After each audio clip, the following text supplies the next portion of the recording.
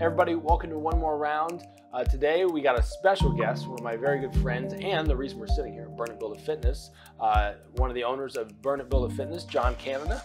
John, it's great to have you on. I know we've talked about doing this for a little while, and yeah, I'd mentioned to you before we went live that sales was on my mind. I mean, of all of the people I know, you're one of the best, most professional salespeople, and you've been trained for many, many years by Eric, who we both are in business with and different ventures and stuff.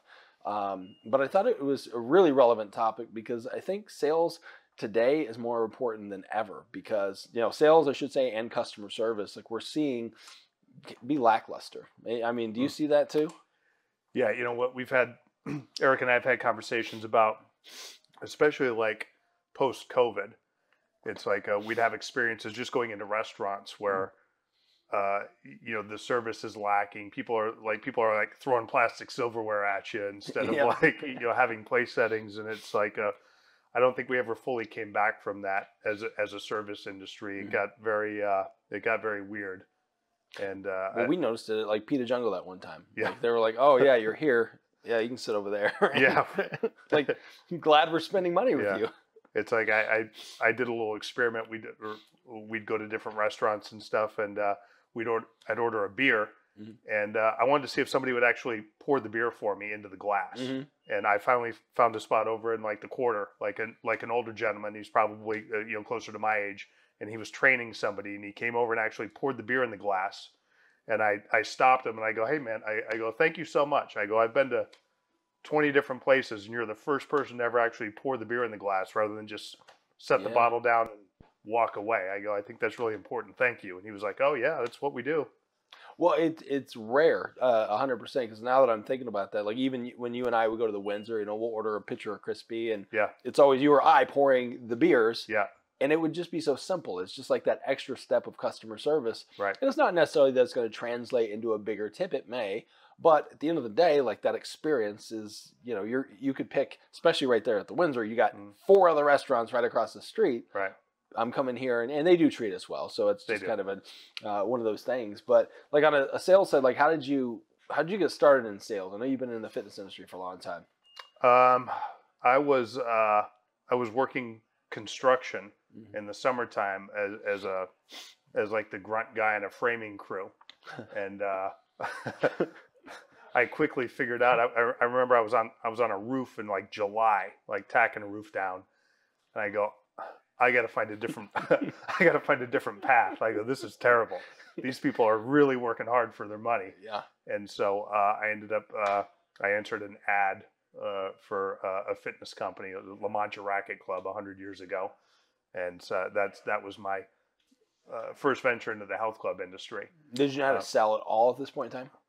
A little bit. Before I took the job in the health club industry, now as I'm thinking back, I did in-home demonstrations for waterless, greaseless cookware. So it was an in-home presentation. So basically, the sales training was memorize the pitch, and then do a price presentation. But there was nobody ever taught you how to trial close or tie down or ask for the order correctly or for that matter overcome an objection. It was like, oh, they said no, and you walk out of the house.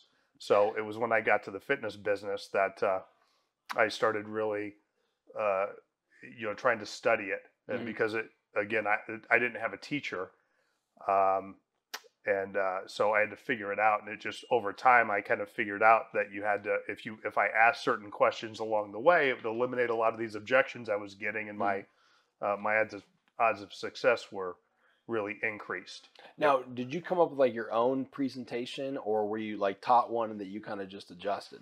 No, the training at that time was, hey, show people around this place, and here's the price, and then here's how you fill an agreement out. And the price presentation, I think it was just a blank piece of paper that it's like, hey, here's the price. Here's where we start at. Yeah. You got to end somewhere around here. However you get there, figure it out. Wow. Okay. So there's like, no, it's just a carte blanche. Do what you need to do. Oh, and it get was the deal done. Yeah, and it was so it was so intense, like, and competitive. So I remember I went up to the top guy who I didn't know anything. So I was like, hey, do you mind if I do you mind if I follow you around and just kind of shadow and watch what you do so I can have some semblance of what I should be doing? And I think he told me to F off and threw me out of his office. So Wow. I would end up like hiding. I would be hiding around corners, like listening, trying to hear what the guys who knew what to do were saying. Yeah, I think that some of the places you've worked were kind of like that little dog eat dog. Nobody wanted to really help each other, which is a kind of a weird thing for me because, like I said, I've never worked in that kind of environment. It's always like, it's not that there isn't competition. Like I always wanted to beat the other sales guys when I worked at Gannett back in the day, but they weren't like trying to cut my throat or steal my deals or any of that. And they would even share like, hey, here's kind of what I'm doing and what are you doing? And we'd share ideas like that. Oh yeah, that was. And this is 30 years ago, as well. But it was like, and then I figured out that like those guys, they also had like the front desk girls like on payroll, so they were like any telephone inquiry that came in just magically went to them because they're they're getting slipped $20 bills to make sure that these guys get all the leads and all the opportunities. So I had to, there's a whole game that was being played that I had no idea even existed. So what was prospecting like back then? Like, how did you get your prospects? Oh my gosh. Initially, it's lead boxes. Okay. So I know a little about that. Yeah. You're the lead box expert for sure. But it was like they'd hand you all these basically cardboard things that you'd have to construct like an origami project, and then walk into these different places and go, hey, do you mind if I put this box here? And I'll give you a free membership as long as the box is producing. And so they just give you 20 of them and go, don't come back until you're done with this. And so, that was terrible. So like the first 2 days, you're just out running around. I don't think I had any air conditioning at the time, and it's the summertime, and so you're trying to get these boxes out, and it's like, I finally, because I put literally, no joke, thousands of those out over the years. And I finally came up, my pitch was, I would walk in with it already ready and say, hey, I'm with Pure Fitness in this Pure Fitness Days. Can I set this box here on the counter and I'm just going to give you a membership? Is that okay? Is this a good place for it? And most of them were like, yeah, that's totally fine. Awesome. What was your name? And I'd write their little membership and I'd hand it to them. Like, when would you like to come work out? Oh, and I would literally book an appointment. And now they're not thinking about that box that's going to sit there. And then I'd walk out and they're like, what just happened? What just happened? But initially, though, I remember going into places and they were just like, "Nah, we don't want that. We don't have any counter space." And they'd have counter space like this. And I'm like, "What about right here? What about right here?" Well, I didn't know. I had to figure out later that, and then I didn't realize, I was so naive. I didn't realize that went and put all these boxes out, and then the guys I was working with, they would go out and steal all of my leads. And I'm like, oh my gosh, this box isn't producing. And I was like, and then like the guy in the office next door, he's got a stack of leads like this. I'm like, gosh, all of his boxes do so well. Hey, where do you put yours? I had no idea that he was stealing all of mine too. So it was a while later. I'm like, I have to put a dummy lead in these things. Oh yeah, no, yeah. I had a dummy lead in every one of them because I found out real quick that they would get stolen by other companies. They would get stolen by people in my own company. And like my whole job was just to produce leads. I didn't even have to call these. And I'm like, man. And then I would get a call because it was always my number. And like, hey, this is so and so with Pure Fitness. I'm like, yeah, hey, this is Josh. I'm the lead box guy. Stop taking my leads. And then it was just, it was dirty. So like that was one of the things you did for prospects, and so you'd call those. That's how we got started. And then I quickly realized, because if I don't want to do something, I don't want to find a workaround. And I go, these are not great leads. I go, it's time consuming, and I'd rather be inside in the air conditioning. So I quickly figured out the buddy referral play. So that's how I ended up making all my quotas and paychecks and stuff, was actually working the inside of the facility. And so that was just, I developed a presentation after I spent time with you, built some rapport, ended up, selling you a membership. Nobody's ever more excited than at the point of sale. So then I developed a presentation for collecting buddy referrals at the point of sale. And that was, gosh, it's such a higher quality lead. They're easy to book. They're expecting the phone call a lot of times. If you do that work with the prospect, or with your new member, and you go, hey, do me a favor, can you can you send these people a text? Let them know I'm going to be reaching out to them. Right. Send them a phone call, and then they're expecting. Now it's not a cold call. I call you up, Josh. It's John at Burn It Build It Fitness, and they're like, oh, hey, what's going on? Hey, I got your number from Susie. She just got started. She loves the workout. She thought you might as well. And it's just a much easier transition into booking that appointment. So for people that are in sales right now and they're like that business to consumer sales or even B2B sales, I guess, like what does that presentation look like? Like if you were to, I'm in the digital world, right? Yeah. I'm out there selling and I've just landed a new customer. My challenge is like they have no experience with me yet. It's not a workout like that they've gone through. It's like they're still waiting to see if we produce like we said we were going to do. But how would you do it if it's a? Well, I think that the words we use are important. It's amazing how I teach this presentation, and if people do it, it works. And when they get off script, all of a sudden they get no leads, and they're like, "Hey, this isn't working. I'm not getting buddy referrals." I'm like, "Well, let me hear a presentation." And I'm like, "Well, you're not emphasizing at the right point in time. You're not creating value by saying this. You're saying this, and it doesn't translate, and so we're not speaking the same language, and it's not being received the same way, so therefore you're getting a different result." So it's just, for example, it's I build value in it by making it limited. There's urgency built into it because people are always like, "Oh, can I take this? Can I give this to you later?" Well, actually, no, you can't. I need it now because it gets processed with your paperwork today. So go ahead and fill that out. So let's walk through that a little bit. Like let's say I just signed up at Burn It Build It, right? So my paperwork, and then how do you present this to me? I'd say, hey, Josh, one more thing before you go. Yeah. Hey, this is really cool. This is let's get you your VIP guest list. Oh, what's that? It's your VIP guest list. So normally, Josh, our day fee is $30, but you can put up to 5 people on this guest list, and they don't have to pay the day fee. In fact, they're going to receive a free trial membership. So go ahead and take a second and fill this out.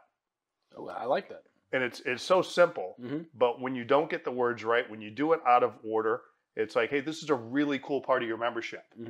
It's get them excited about, oh my gosh, what is that? Well, this is a really cool part. This is the most important piece. You can put up to 5 people, and it's like, okay, there's value in there. I can't just put as many people down. Now, if they fill the sheet out completely, I'm just going to slide another sheet in front of them and have them keep going. Obviously, I'm not stupid, but it's like I want to build that value up. Hey, our day fee is $30, but you can put up to 5 people on this. They get a free trial membership, so there's a little bit of price and value associated with it, and it's vague. So it's like, hey, it's a free trial membership. Well, what's a free trial membership? Is that a day? Is it 2 days? Is it a week? Right. It can be whatever I want it to be.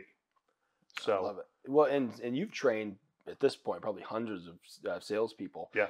What's the mindset you train into them? Like, let's say, I'm coming off the street. I'm 19 years old. Like, I started in the fitness business, and you were the GM I'm working for. What are you telling me? Like, how are you programming my mind?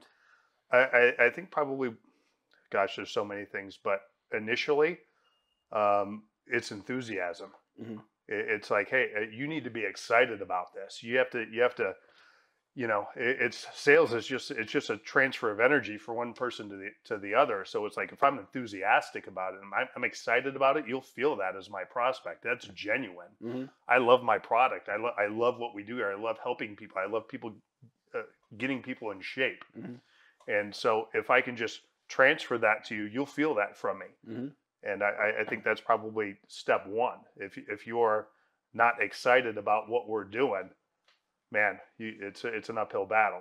It'll be a grind for you. That's a really good point on where to start, because there's a book called How I Raised Myself from Failure to Success in Selling. It's by a guy named Frank Betcher. He used to sell life insurance, and it's one of my favorite books. This first chapter is on increasing your enthusiasm. So he talks about when he was in playing baseball, and he was in the minor leagues and trying to move himself up, and he decided he was just going to increase his enthusiasm by 20%. How you do that, I don't know. It's kind of an arbitrary number, but he did, and he was just more excited. He would hustle a little bit harder, and what happened is he, number one, started playing better, but he got promoted. He ended up doing very well in baseball. Then he goes into insurance, he takes that same principle after being a terrible salesperson. He couldn't close a door. Yeah. And he took that same principle of increasing his enthusiasm, being excited, like you were talking about his product. Yeah. And immediately it made a difference. And Yeah. like, so that's always stuck in my head. So hearing you say that, that's where you start.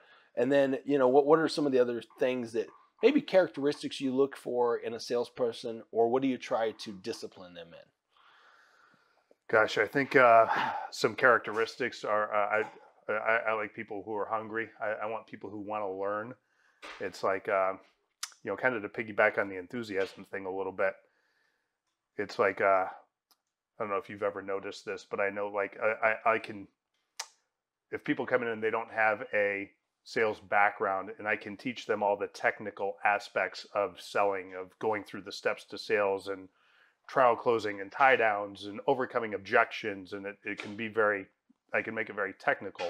But what I find is when they first get started, when they don't know any better, and they're just, if they have the enthusiasm and they're just excited about what they're doing, they'll never have a higher closing percentage than their first, you know, than probably their first 30 days. Because they're just, they don't know what all the objections are. They don't know all the moves and all the plays. They're just operating on enthusiasm, and they end up doing really well. And then afterwards they start to, you know, when it's as some of that enthusiasm, it's not as fresh. You'll notice that now, okay, now we need to get into some of the more technical stuff because you're starting to get some objections, and we're missing some things, and we can help fill in those blanks through training.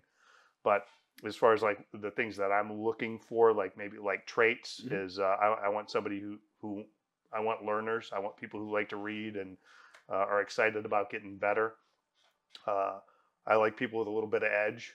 So, you know, especially in sales, like I want to have dynamic conversations and maybe some robust dialogue from time to time. And so I like people that have a little bit of edge as well. I do good with those folks. Yeah, not just your, you know, tapioca pudding, you know, walking through the door that's just like, you know, no commonality whatsoever here. Yeah, no, that makes sense, because as I'm thinking through like some of the best salespeople that I know, they're all kind of like that. Like Tyler, who was just on, one of the best salespeople I've ever met in my life. And you know, I'd put him there with you and in his industry.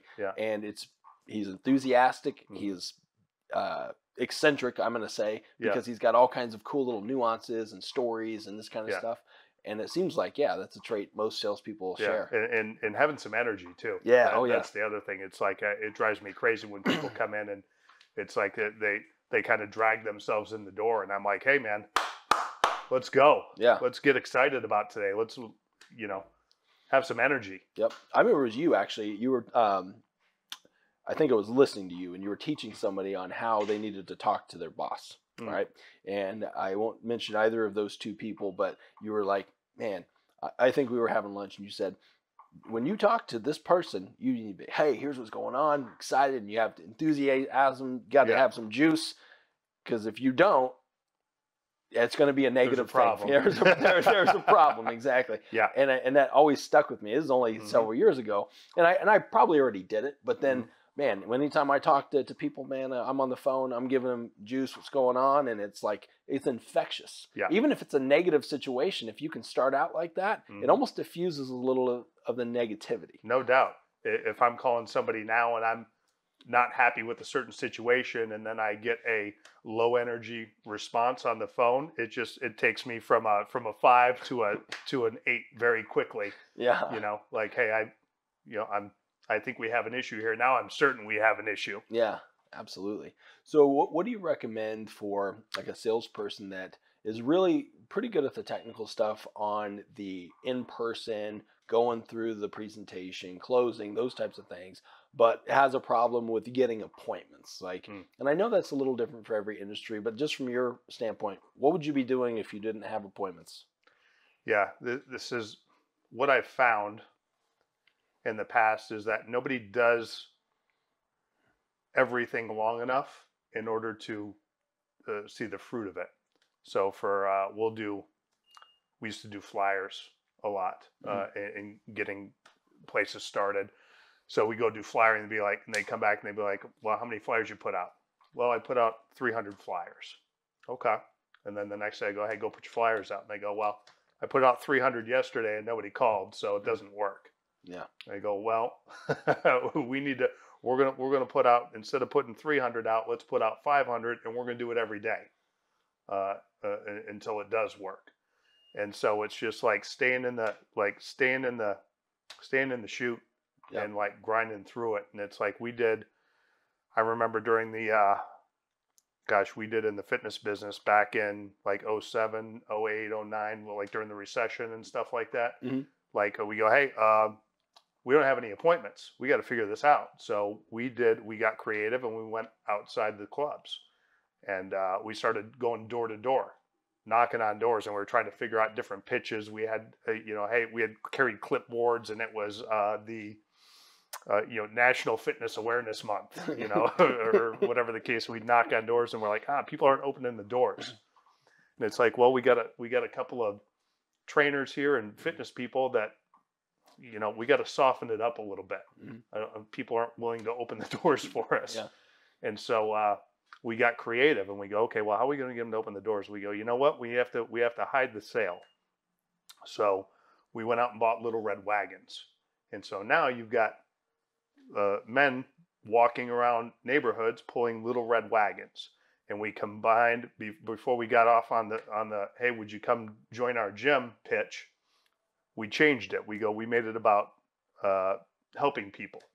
So we'd go knock on the door, and we learned you had to stand way back. Like this is just, no, we weren't door knockers. We didn't know what to do. So we had to learn all this stuff. And so it's like, hey, knock on the door and then get away from the door so you don't freak people out. So they'll actually open it, and they'd see our little red wagon. They'd open the door, and I'd say, hey, how you doing? My name's John. I'm with XYZ Fitness.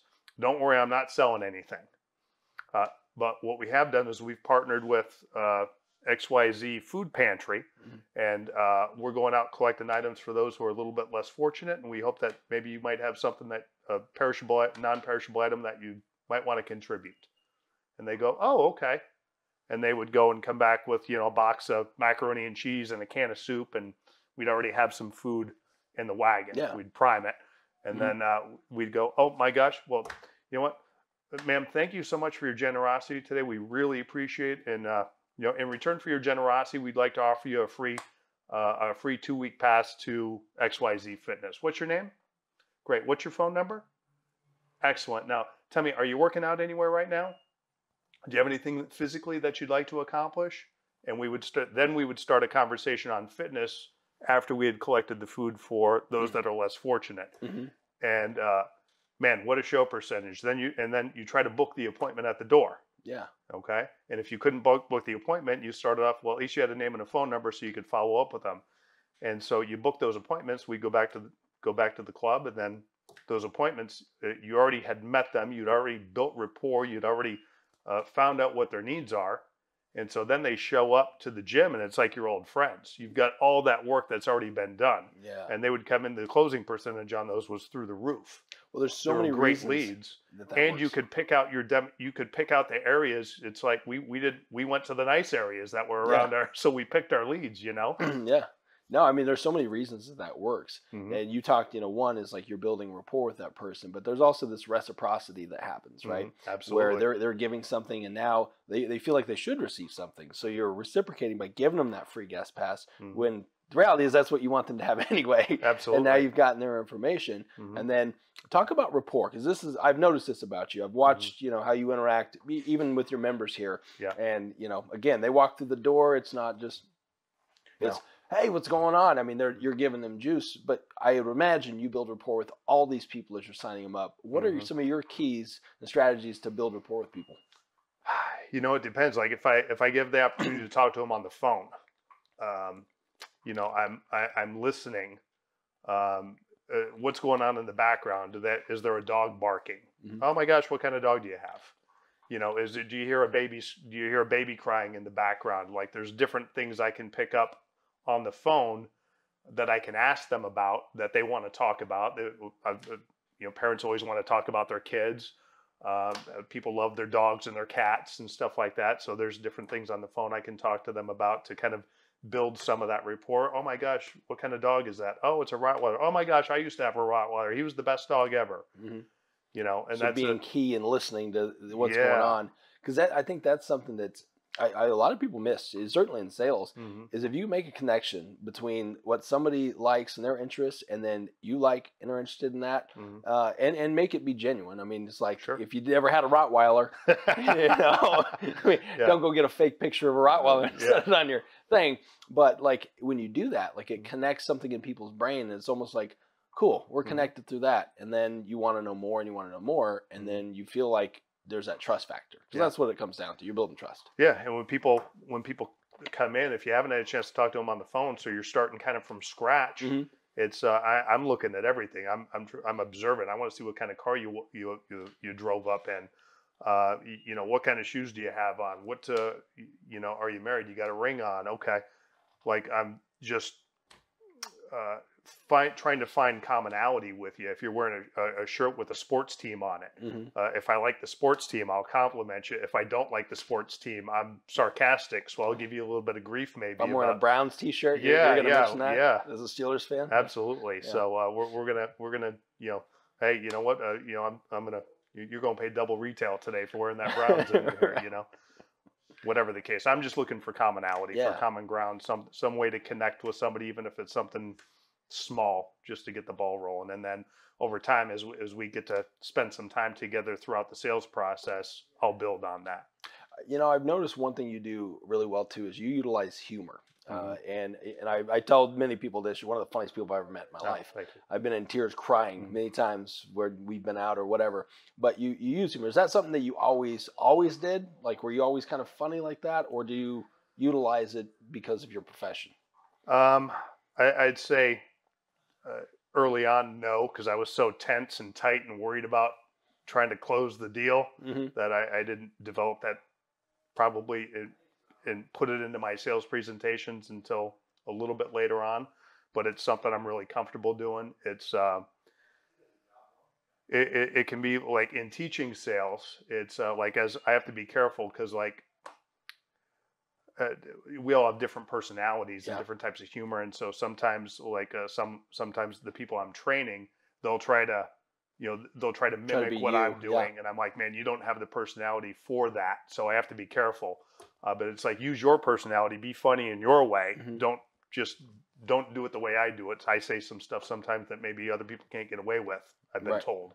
So I would say that's accurate. yeah. Yep. Yeah. And I think just the ability to have humorous moments, and Mhm. again, some people are more funny than others, of course, Sure. but it helps create that rapport. It brings down guard, Yes. and I think it's something that people should really keep in mind. If you can keep things light and fun, Hmm. it allows whatever you're selling to just be almost the okay, yeah, we're going to do that, but I'm enjoying this moment with the Right. person.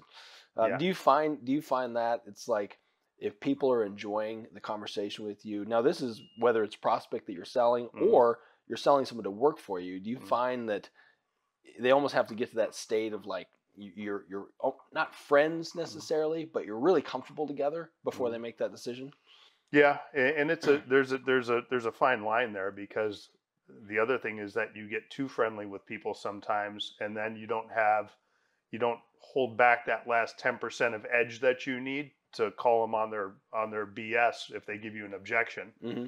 It's like so it's like you can use it up to a point, and sometimes it's like you roll right through it and you have momentum, and it's like, hey, by the way, we have to do this little transaction real quick. Do you want to do cash or card? And Hmm. um, but if you go too far sometimes and get too close to them and too friendly, you'll roll to that point and they'll go, oh, well, they'll give you a spousal objection or whatever objection you have. And now you're too close to them to be able to actually overcome the objection. Got it. Now there's a different sense of weirdness now. It's like, hey, we were having all this fun, but now it's transactional and now we have to get over this hump. Got it. I see what you're saying. There Yeah. is that fine line. It's almost like you can utilize it Hmm. to build the rapport, but always keep on task of what your focus is that you want them to do. Yeah. Yeah. Once we get past the transactional part and we complete the sale, we can go back to that. But I'm always going to hold back a little bit so I can, so we can get what we need. Love that. Now, I think there's been a lot of nuggets here, but if there was just a couple things you could tell someone, let's say that's been in sales for a few years and maybe they're not hitting the numbers that they really want, not Hmm. living the life, but they've got the tools, they've got the skills. What would you tell them to do? You know, I find that I've been around salespeople my whole life, and I'm always surprised that they don't work on their game when they're not at work. So it's like they're not reading sales books. It's like most salespeople have never read books on sales. Yeah, and it's like baffles my mind. Yeah, it's like, man, there's so many little tips and tricks out there, and it's like it makes sense. It's like, so you know, read some books on sales, man. Dive into it. It's fun. Yeah, it's to not only do you know, as salespeople, we're in control of our own paychecks. We decide how much money you know, we're going to make. So I want to maximize every closing opportunity I get or prospecting opportunity that I get. I don't want to miss stuff because I'm not prepared, and I don't know what I don't know. So I don't know that I could have gotten the sale if I would have, you know, pushed a little bit more, or been able to overcome the objection in a different manner. Yeah, no, I love that education. So last week I did one on books, you know, just always be growing yourself in some way. And it's true. It does kind of boggles my mind how people can get to a complacent part. And the way I compare it is, this would be like if LeBron James said, you know, the only time I'm gonna play basketball is on game night. And granted, he's making millions of dollars a year. Would he still be better than your average person? 1,000 times better. Yeah. But would he be the caliber of person that would break every scoring record of all time? No, he wouldn't. He's practicing to get to the maximum of his potential, right? Yeah. Same thing with even a player you don't even know their name. But if they're a professional player, they're practicing like crazy. They're understanding all the plays and the moves in their game. Yeah. Why on earth wouldn't you do that if you're a salesperson by trade, you know, or a business person? Like, why wouldn't you want to be the best and understand all of it? So I think that's a great tip, to practice when you're not at work, because that's how you get better. Yeah, and we've all met salespeople who are kind of like silver tongued, or they, you know, they just have the personality, the big dynamic personality that they rely on to close their business. And man, what a blessing! I don't have that, so I have to, you know, work these other deals and be more technical and stuff in the way I do it. But I'm like, you know, I've had to work on developing a bigger personality, and that helps me. But you know, so it's like, don't be one dimensional. Right. You know, fill the tool belt with all the tools. Yeah, no, that's a good point, because like even my personality, if I look at myself, or you look at yourself and you think of who you were 10, 15 years ago, you weren't the same person, right? Your personality develops. God, I hope not. Right. Yeah. We all become this, we all create our own character, so to speak, right? And but if you don't have new information, how do you create a new person? Right. And how do you create that personality that people want to be around and infectious? Because I could tell you 2 salespeople right now. One is my uncle, and he's literally silver tongues, one of the best salespeople I've ever met in my life. Could he teach what he does? I don't know that he could. I mean, and he is pretty tactical, and he's not that he doesn't work, because he does work his game, but a lot of that just comes natural. Yeah. And that's the other thing I think that I've witnessed, like, because I've met a lot of people that work for you and stuff, and you've been able to help them become successful doing that, because you know how it all works. Yeah. You know the plays, you know the tactics and all that kind of stuff. So that's great. Well, this is fun. I just wanted to talk to you a little bit about sales. I think we should do this again sometime. Maybe bring Eric on, or Laura. We can talk, you know, more on the fitness side. For those of you guys who don't know, Burn It, Build It Fitness, we're in Midtown, just north of Bethany Home on 7th Street here. And then there's also one in Avondale on, what is it, Dysart? Dysart, just north of the 10. It's north of the 10. You come in. What do you guys offer here? Like a free workout? The 2 free workouts? 2 free classes as advertised. So we do group training. We do one-on-one training. We do nutrition. We do recovery work. One-stop shop for everything fitness. Yeah, I love it. I was actually just looking at your board for your workout today, the 3 different tiers that you have. And the coolest thing, and I know, and we'll kind of end with this, and you've probably seen Laura. She was on before, and we were talking about fitness, but you guys never do the same workout twice. Constantly varied. That is huge. And I'm sure if you're like me, for example, I go to the gym and I track every rep and all that stuff, but I could look at my rep from 2 years ago in my workouts, and although the weight's gone up and maybe the repetitions have gone up, it's the same workout. And you know, and like I'm disciplined enough to do it, but it can get boring sometimes. And for those that like the variation, like to get results, burn it, build it, I mean, I've seen a lot of your members. I've seen a lot of the before and afters. We built your website, so I got to see some of that stuff. So check them out. This is results-based fitness right here. That's it. And it's a great community too. Like I see when you were doing your member appreciation party, I think maybe a year and a half ago when I got my first IV.